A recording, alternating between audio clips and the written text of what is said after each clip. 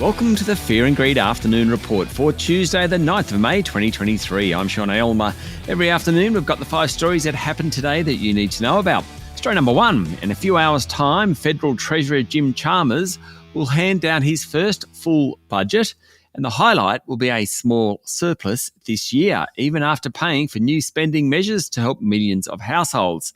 Low unemployment benefits and more money from the big miners, thanks to high commodity prices, has enabled the stunning turnaround for the current financial year. In the following 4 years, deficits are expected to be forecast to shrink by $143 billion. 12 months ago, the then Morrison government forecast a deficit for this financial year of $78 billion, an $82 billion turnaround. Quite the effort. Ahead of the budget, Prime Minister Anthony Albanese said it was about investing in the medium and long term while also dealing with more immediate cost of living challenges. We find out at 7:30 tonight. Story number 2, the S&P ASX 200 finished the day down 0.2% to 7,264 points. The market fell early but then stabilised and fought its way higher. It was a tough day for the real estate investment trusts. Charter Hall was the worst among the real estate stocks, falling 4%, but it wasn't alone. Stockland, Mirvac and Abacus Property Group all closed more than 2% lower. Best on the day were the financials and industrials. The 4 major banks started weaker but closed the session in the black. Macquarie Group was a standout, jumping more than 2%. The big miners, BHP, Fortescue Metals and Rio, were all lower, as were the energy companies Woodside and Santos. The retailers tended to outperform, led by Coles, which was up 0.2%. Toll Road giant Transurban jumped 0.5%. Story number 3. Well, it took 12 hours, but Telstra eventually restored services to mobile customers hit with an Australia-wide outage overnight and into this morning. Mind you, some customers are still complaining as we go to air about it. Customers began reporting problems last night, and the fault hit customers mostly in Queensland and New South Wales. Outages spiked just before 8 a.m. this morning. Telstra advised affected customers to turn airplane mode off and on to reset their connection or to make a data call using Wi-Fi instead. It said mobile data and calls to 000 were not affected. Still not quite sure, though, what the problem was. Story number 4, today is all about the budget, but there are a couple of quirky stories out of Canberra.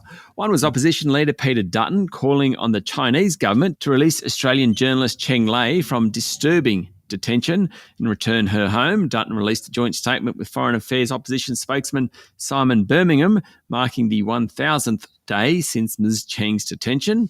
Another was National Senator Matt Canavan parading around a lump of coal in Parliament and at media appearances, saying it was the reason for the surplus we expect to hear about tonight.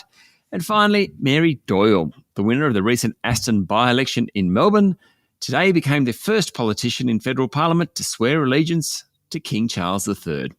And finally, story number 5, BMW is the latest car manufacturer to upgrade its recall of vehicles with Takata airbags, telling owners to not drive the 90,000 affected sedans and SUVs until the defective equipment is replaced. Honda and Ford more recently have made similar do not drive orders. The airbags can explode if they're deployed after long exposure to high heat and humidity. Now, this is the crisis that triggered the largest recall in US history, affecting about 34 car brands, according to Bloomberg. At least 25 deaths and more than 400 injuries in the US have been linked to the defect. Investigations into the issues with the Japanese airbags began back in the early 2000s. The company pleaded guilty to criminal charges and agreed to pay $1 billion in penalties in 2017, with $850 million set aside for automakers. Takata filed for bankruptcy back in 2017. Recalls are still continuing to this day. That's it for the afternoon report for Tuesday, the 9th of May, 2023. Don't forget to hit follow on the podcast and find Fear and Greed on LinkedIn, Instagram, Twitter and Facebook.